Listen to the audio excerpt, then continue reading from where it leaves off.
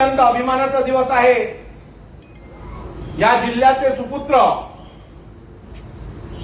रवींद्र चव्हाण साहेब हे आज प्रदेशाचे अध्यक्ष आहेत।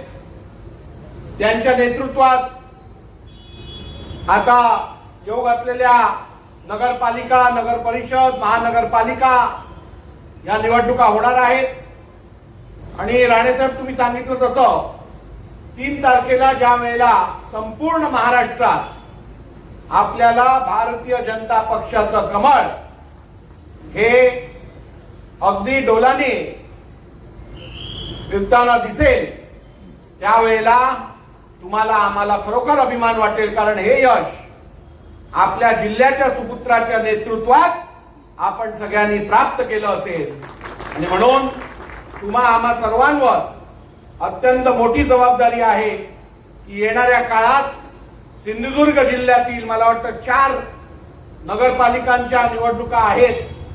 4च्या 4 नगरपालिकांमध्ये भारतीय जनता पार्टीला संपूर्ण यश मिळेल अशी आशा बाळगतो।